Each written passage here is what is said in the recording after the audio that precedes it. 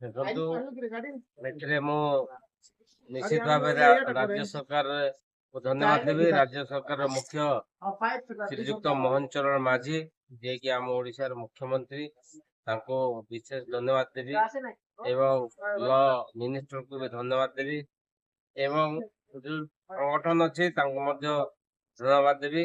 ସମସ୍ତଙ୍କୁ ଛୁଟି କରି ଏଥର ପୁରା ନବକଳେବର କରି ଯୋଉ ଓକିଲ ବନ୍ଧୁ ମାନଙ୍କୁ ଯୋଉ ସରକାରୀ ଓକିଲ ଭାବରେ ଘୋଷଣା କରିଛନ୍ତି, ୟା ନିର୍ଭୁଲ ଭାବରେ ସଠିକ ଭାବରେ ଆଉ ସଠିକ ଲୋକ ସବୁ ପାଇଥିବାରୁ ମୋ ଦଳ ତରଫରୁ ଏବଂ ବିଧାୟକ ଭାବରେ ମୋ ରାଜ୍ୟ ସରକାର ମୁଖ୍ୟମନ୍ତ୍ରୀଙ୍କୁ ଶ୍ରୀଯୁକ୍ତ ମୋହନ ଚରଣ ମାଝୀଙ୍କୁ ଅଶେଷ ଅଶେଷ ଧନ୍ୟବାଦ ଦଉଛି। ନିଶ୍ଚିତ ଭାବରେ ସେମାନେ ଯିବେ କୋର୍ଟରେ, ଯୋଉ ଲୋକମାନେ ଆସୁଛନ୍ତି ତାଙ୍କୁ ସହଯୋଗ କରିବେ। ବିଭିନ୍ନ କୋର୍ଟ ଅଛି, ବିଭିନ୍ନ କୋର୍ଟରେ ବିଭିନ୍ନ ପ୍ରକାର କାମ ଅଛି।